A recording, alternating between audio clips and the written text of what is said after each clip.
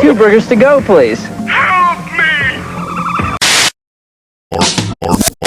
Art 101 with Mr. Burgher.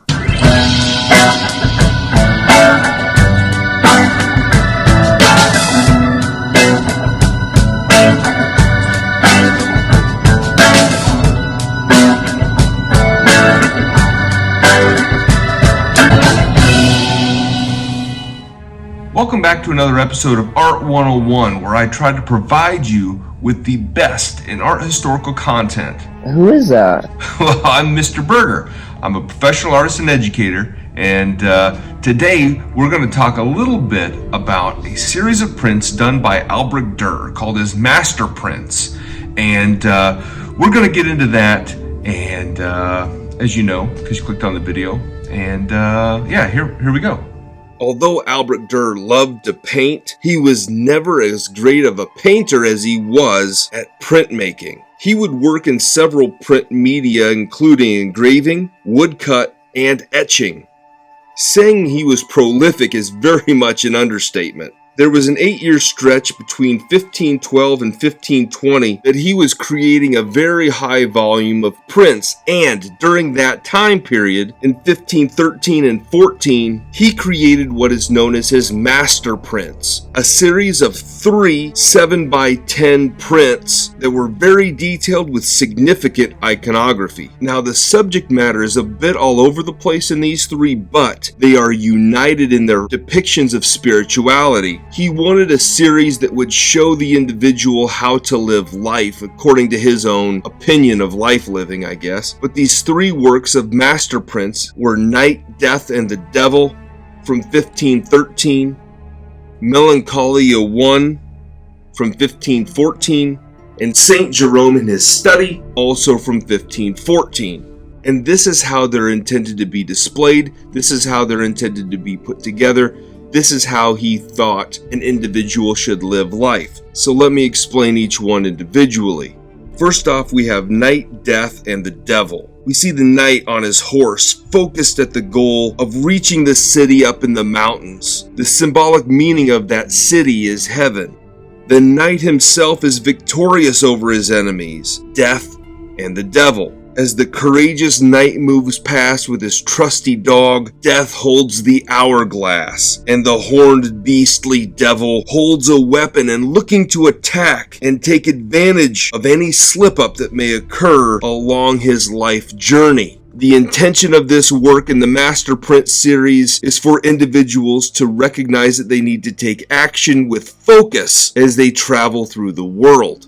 Side note, the horse that's depicted was inspired by Leonardo da Vinci's Milan sculpture of a giant horse and his design for that.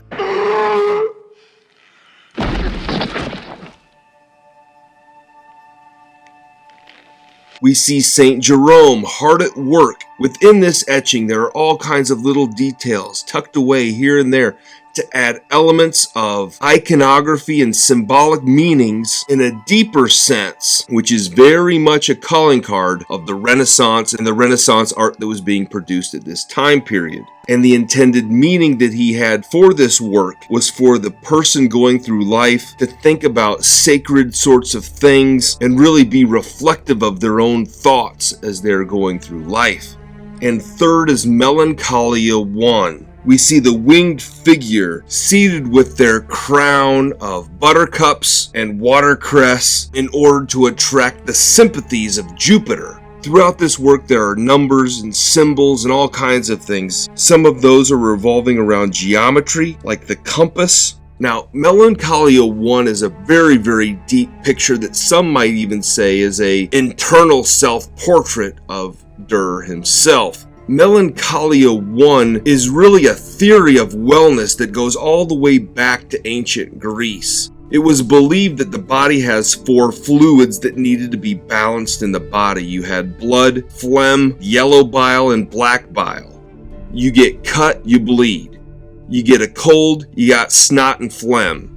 You wake up in the morning, you got yellow bile that you urinate. And the black bile is melancholia. It was believed that this was a cause of depression, and if it got too extreme, you would end up with dementia. Now, there are 3 levels of melancholia. The most extreme was the theologians that had this very extreme intuitive thought. The middle level, level 2, you had reason and science and physicians and that sort of thing. And at the lowest level is imagination and the artists. So here, Melancholia 1 is the first level, the level of artists of melancholia. Each one of these different fluids was associated with different gods and symbols and all kinds of things, and melancholia was associated with Saturn. And the best way to counterbalance Saturn was Jupiter. And so on the head of melancholia, the winged angel, which is a bit androgynous, we see the buttercups and watercress wreath around their head. Again, a symbol that attracts, Jupiter. On the wall, we see Jupiter's square, or the magic square, sometimes more commonly known as a talisman. And this is a series of numbers that left to right diagonal, they all add up to the same number. Now, this talisman equals 34. Now, why is 34 relevant? Because like Roman numerals, Hebrew letters also have a number value, and Jupiter equals 34.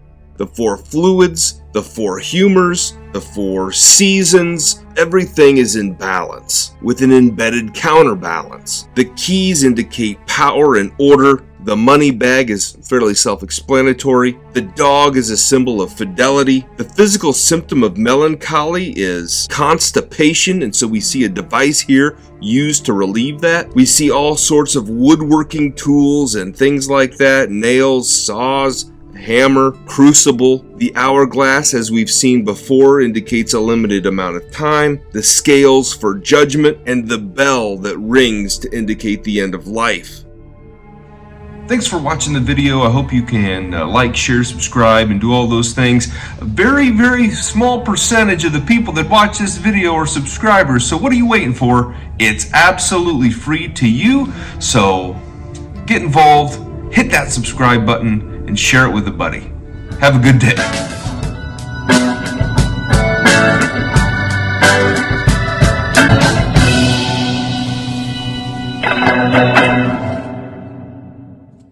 This is an institution of learning, ladies and gentlemen. If you can't control it, how can you teach?